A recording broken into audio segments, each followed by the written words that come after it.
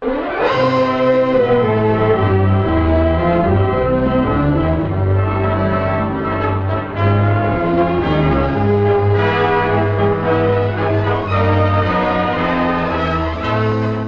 who live in glass houses can't keep secrets, but a goldfish doesn't seem to care that his life is an open book, that his days are spent in a glare of publicity. With fish below the ocean, it used to be a different matter.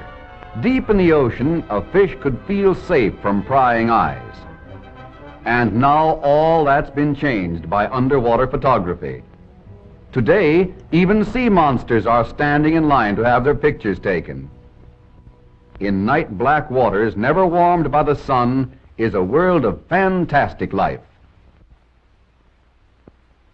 Here, for example, is the rosy feathered starfish dancing jitterbug of the ocean floor.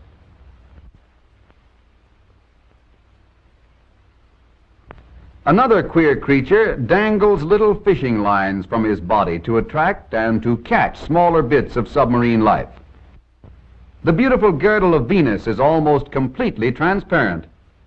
Many of these deep-sea citizens have never before been seen in their natural form, because when they are taken suddenly to the surface, they explode. The reason for this is that the fish have built up tremendous pressure inside to balance the pressure of the water outside. This outside pressure is, of course, due to the weight of water above. 2,000 feet down, the fish have to sustain a force of almost 1,000 pounds on each square inch of their skin. The deeper the water, the higher the pressure. A fish would have to resist a water pressure of more than 7 tons on each square inch in order to live 6 miles down in the deepest part of the ocean. Just imagine holding 2 elephants on one finger. Suppose we were to live on the bottom of an ocean. How would we feel under pressure? Let's ask someone who actually does live 24 hours a day, every day of the year, right down on the ocean floor. Let's ask this man here. He ought to be able to tell us. Hey, mister, how does it feel down there at the bottom of the ocean? Bottom of the ocean? Say, are you feeling all right? What ocean? Why, the ocean of air. The one we're at the bottom of right now. Look up. What do you see? Well, I see just air. You see air.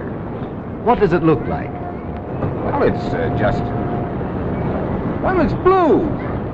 Sorry, but it isn't. If you were up there far enough, the sky would be black all around you. Fact is, you can't see air at all. That blueness you see is caused by dust particles floating high in the air. The ocean of air goes up at least 50 miles and may go even higher.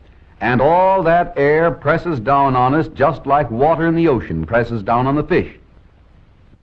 Yes, mister, we are all living at the bottom of an ocean of air at least 50 miles deep. There's lots and lots of air, and a good thing, too, because where would we be without it? We'd be in a vacuum, that's where we'd be. I got you that time. All right, what is a vacuum? That's simple.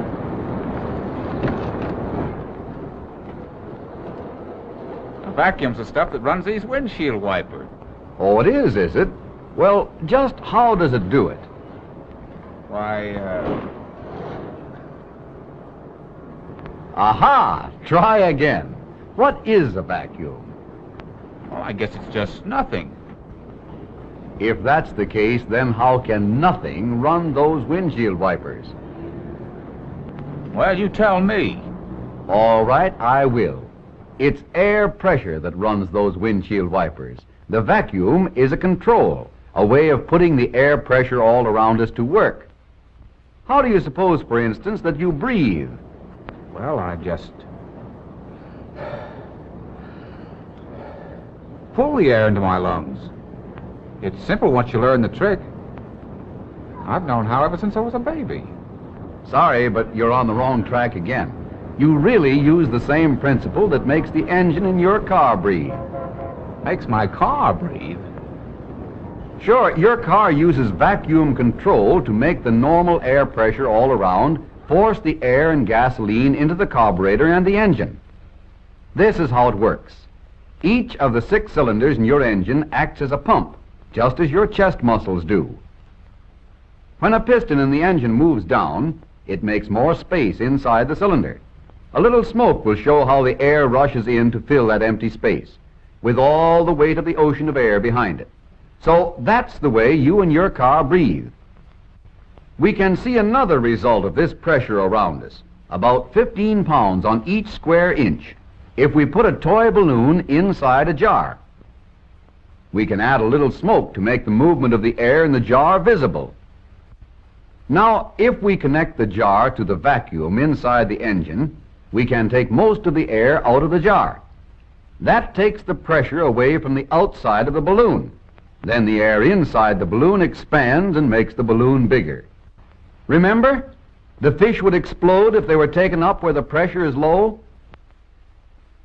Now, here's a way we can get this air pressure all around us, squeezing in from every direction with a force of 15 pounds on every square inch to do work for us. We can connect a small chamber to the engine vacuum.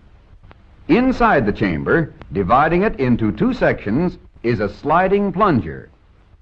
A little valve can control the action so that we get a vacuum on one side of the plunger and normal pressure on the other side. Again, smoke will show how it works. When we move the valve a little bit, we apply the engine vacuum to one side of the plunger. The normal air pressure in the other side of the chamber will give the plunger a strong push. We can reverse the effect to get a strong push in the opposite direction by simply moving the valve to apply the vacuum to the other side of the chamber.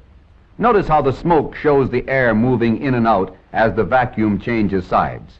And notice that almost no effort at all is required to move the valve. The air does all the pushing. The plunger follows the slightest movement of the valve so that we get exact control of the air pressure. Now let's get practical and connect one of these vacuum chambers and plungers to the gear shifting mechanism of a motor car. Then we can operate the valve control with the gear shift lever. Of course, by using more effort, we could shift gears without the help of this control.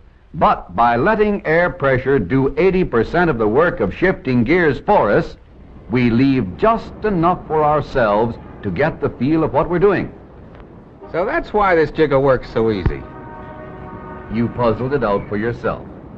And one thing you can always depend on, there's always air around you, pressure that you don't have to pay for or carry around with you. Now you have to keep in mind the fact that getting this principle to work for you requires a difference in the pressures involved. And that brings up the subject of relativity, simply a question of applied dynamics and mechanics. Oh, yeah. Yeah. I don't get it.